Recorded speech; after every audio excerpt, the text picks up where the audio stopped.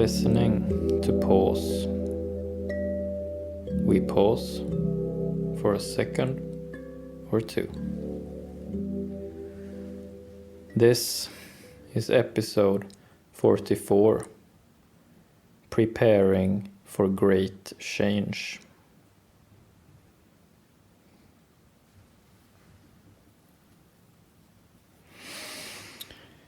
In these times, there is a lot of thinking on my part, and probably a lot of thinking on your part about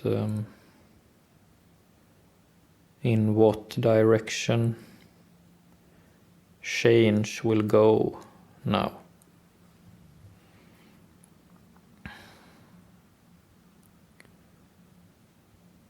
There is a lot of speculation. There is a lot of expectation. There is a lot of fear.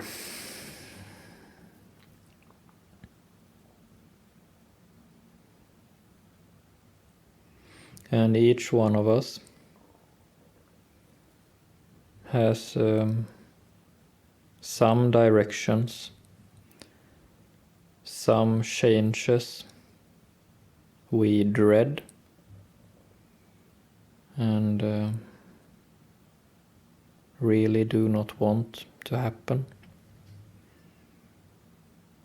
And in equal part, we also have some change that we really want to see, that we long for.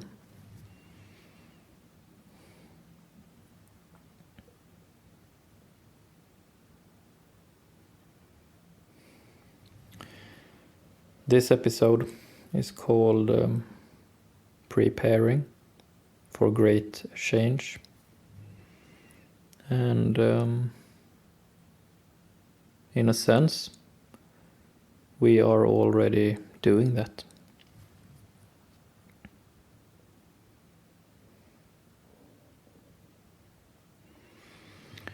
I believe all of us are more or less constantly planning and running different scenarios inside of us. We are running a lot of what if scenarios. And even if we do not think about it while awake, these questions might arise in our dreams as we sleep. So we are preparing ourselves for great change. And great change is already underway. So we are trying our best to adapt to change already happening, at the same time as we are preparing for a further great change.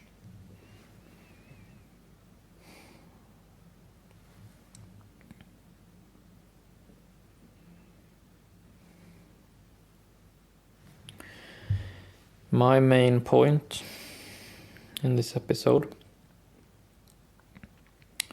is this: that we spend a lot of time thinking about specific changes that we want to see or do not want to see. However, we do not spend as much time thinking about the nature of change in itself.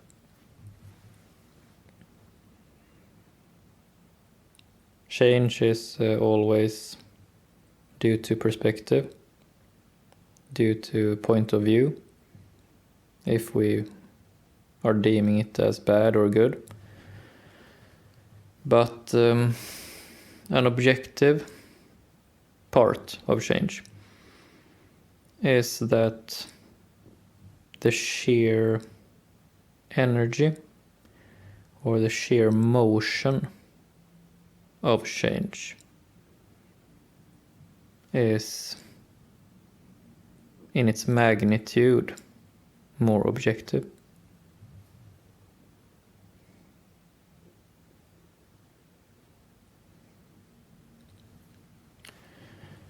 The motion of change, the sheer momentum of change, is more neutral.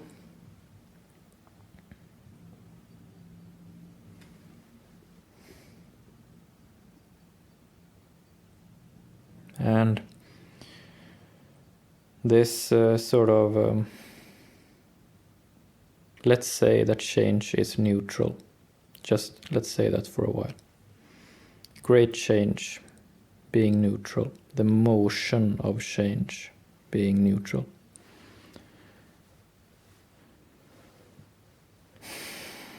In one moment, it swings to one side, making us feel that it is very bad change. But the change, the motion of it being so violent, so full of energy, so unapologetic, then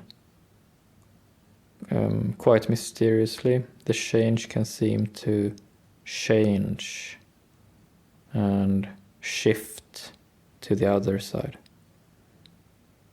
And then we might say that the change is good now. And so it goes like a pendulum.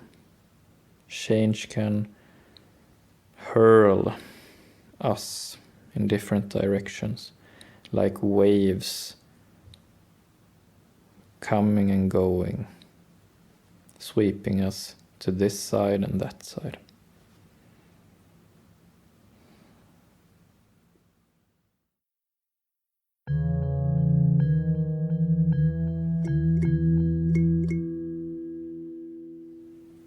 Preparing for great change.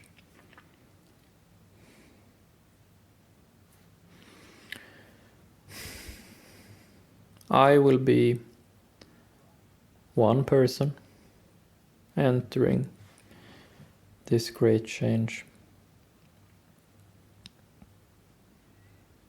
And I will just be one person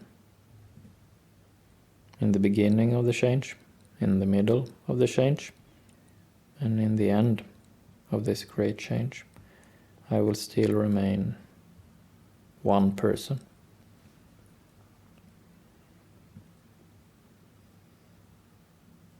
And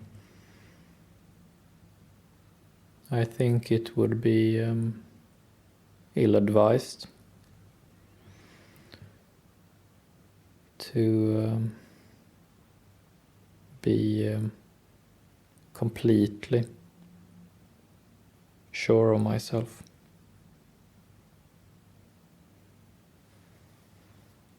I also think it would be ill-advised to think of myself as completely powerless.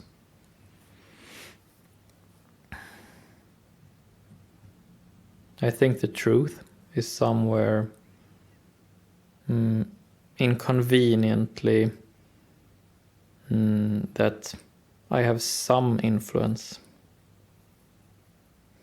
of my life during great change. Maybe not a lot of influence and not no influence, but I think I will have some influence. Getting through great change.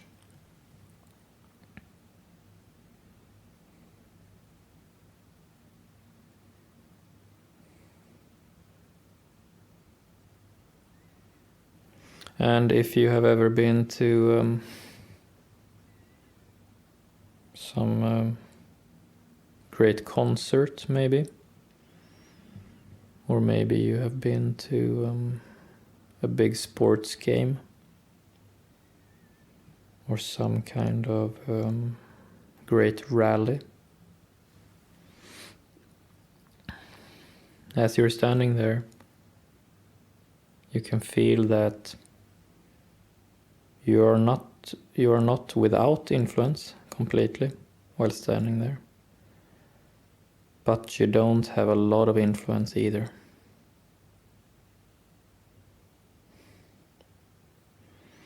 And as we are standing there in this crowd of people, we are one person among many persons. And we have some influence. Not a lot of influence, but we have some influence.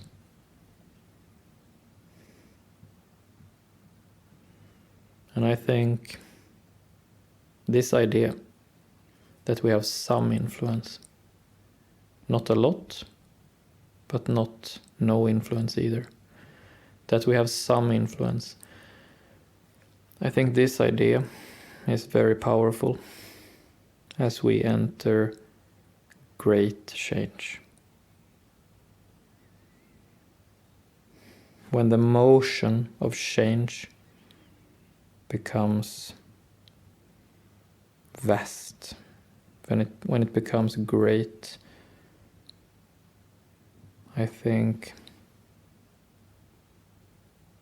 having some influence over our destiny, if you will,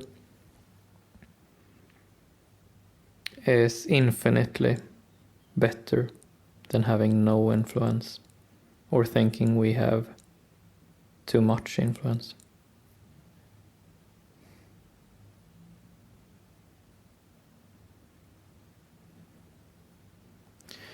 We can do a lot with some influence.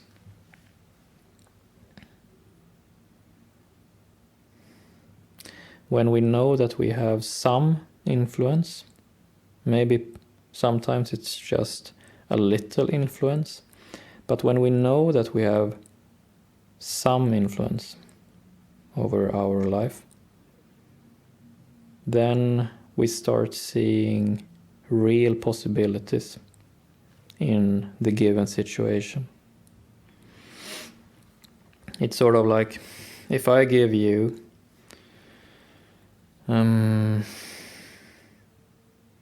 I give you a $10 bill and I ask you to buy something nice with this $10 bill. Then maybe you think, I might buy some flowers. I can buy a decent bouquet of flowers for $10. Not the best bouquet, but I can buy a bouquet of flowers for $10.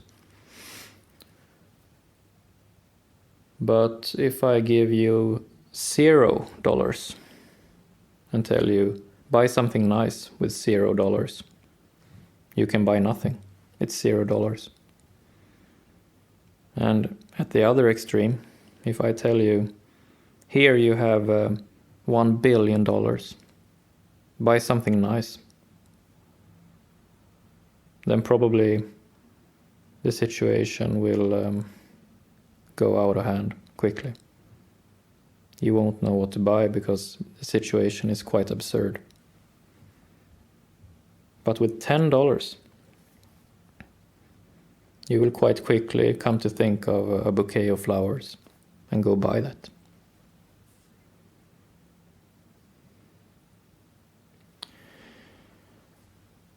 I think that this great change that is coming, or that we feel is coming, I think we can get a long way by knowing that we have $10, so to speak.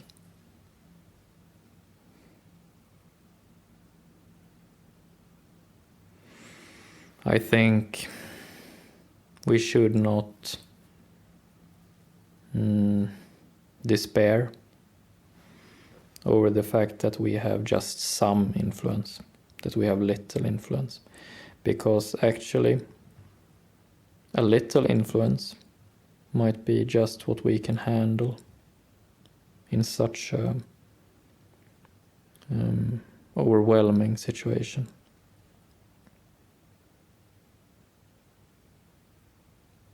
Perhaps some influence can be more constructive than having a lot of influence.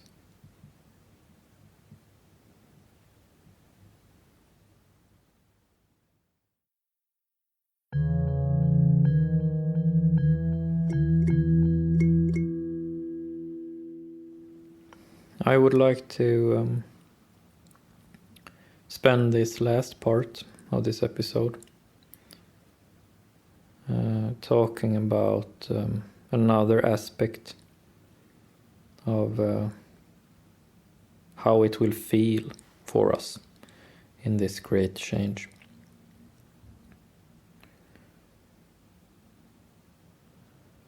As there is this great motion thrusting us from this side to that side,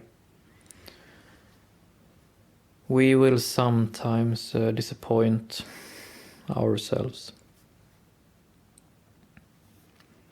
It is not a matter of if, but it's a certainty. We will disappoint ourselves at many occasions. I will disappoint myself.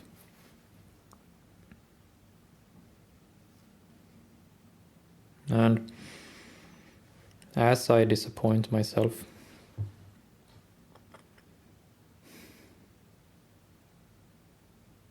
it will not be easy. I will probably be very harsh on myself.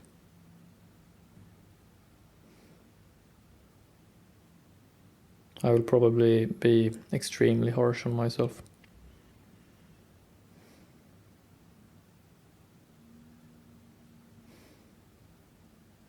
And that's okay too, I guess. But I will disappoint myself. There will come some moments when I do not really recognize myself. There will come some moments when I don't actually recognize my voice. There will be moments when I hear myself say things that I did not know I could say. There will be moments when I can feel my body moving in a way I have never seen coming.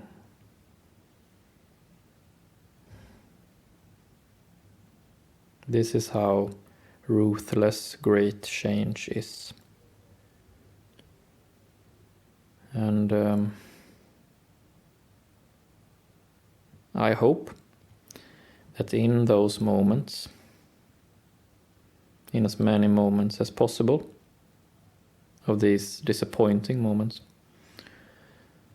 I hope that I quite quickly can sort of get over myself and just, okay. In this given situation, I surprised myself in this manner. I feel disappointed. It wasn't what I expected of myself.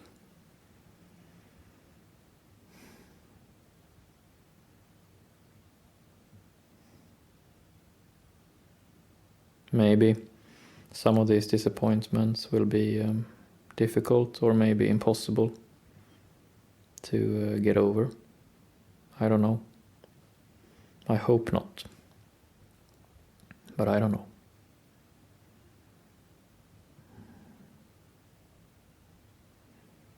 And all of this thinking, all of these mental attitudes that I am now describing,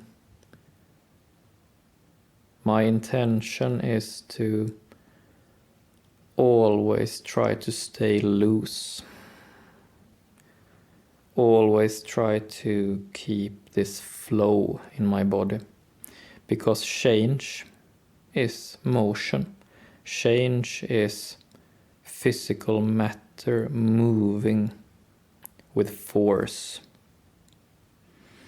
And my body, my emotions, my thinking, everything about me is motion.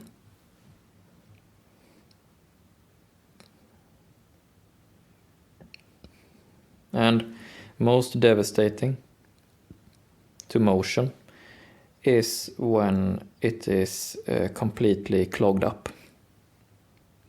Because when motion is completely clogged up, then at some drastic moment, the clog will be released, and then something bad will happen.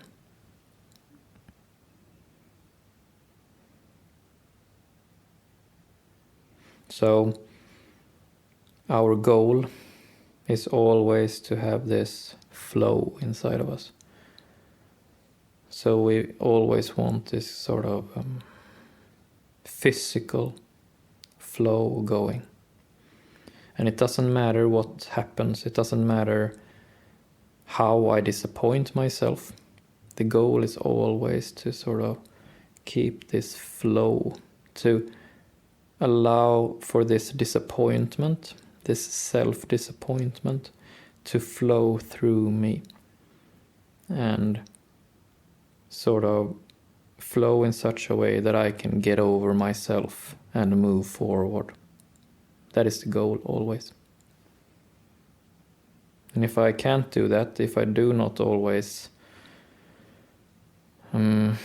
aspire to keep this bodily flow, then I will get stuck. And when I get stuck, things get worse rapidly. So all these mental intentions and ambitions is about keeping this emotional flow, keeping this level-headed, very physical feeling, very tangible physical sensation of living in this moment. That is key. And that is our ideal.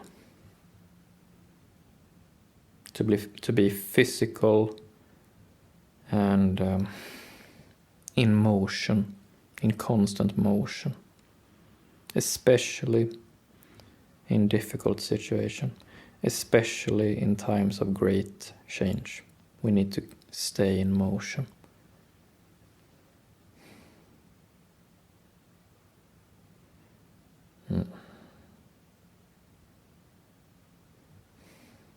I think this is a good start in preparing for great change. That's it for today. Thank you.